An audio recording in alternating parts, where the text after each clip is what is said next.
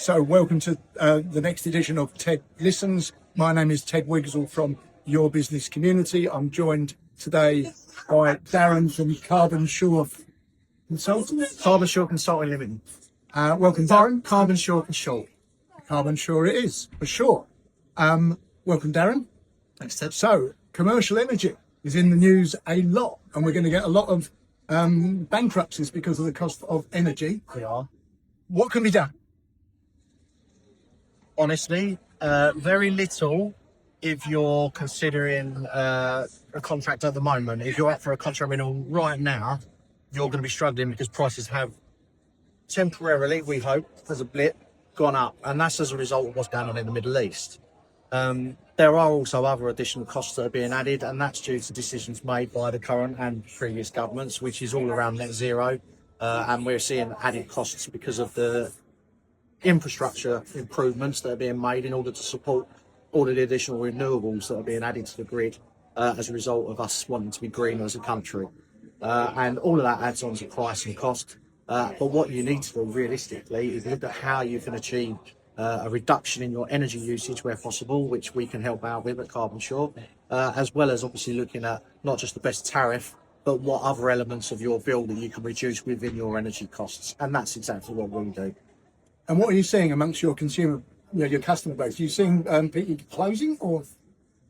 Despair is the very, very apt word at the moment. We're seeing a lot of our customers that are being hit with increases in business rates, increases in employment costs, increases in areas of VAT or taxation, especially around beer, pubs, hospitality being hit particularly hard at the moment. And we are seeing people suggesting that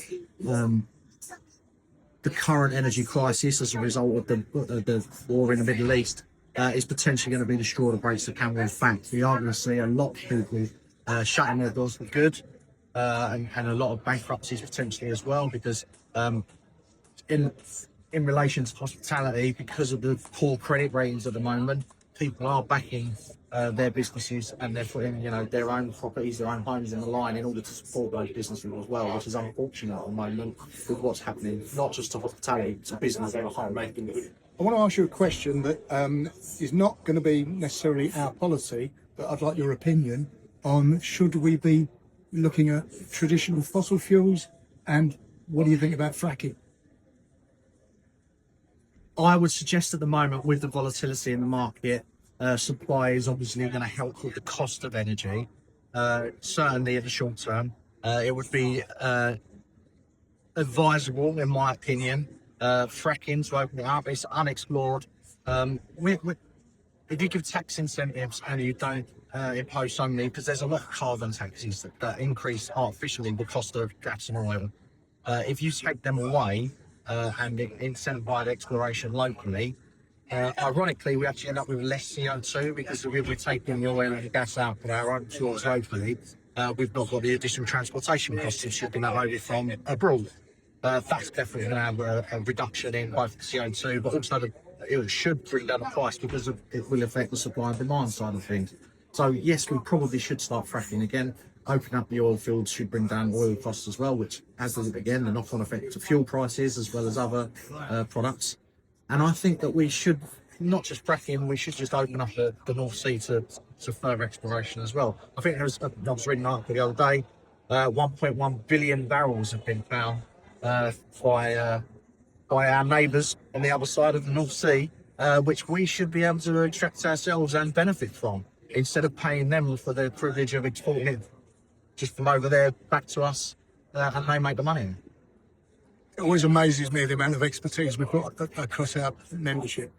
So that's today's latest edition of Ted Listens. You can find that on our YouTube channel, which is Your Business Community. You can find it by logging into our website, clicking on Library, and then Ted Listens. There's a lot of videos there already. There'll be another one there clearly today. So I'll say thank you to Darren Jones.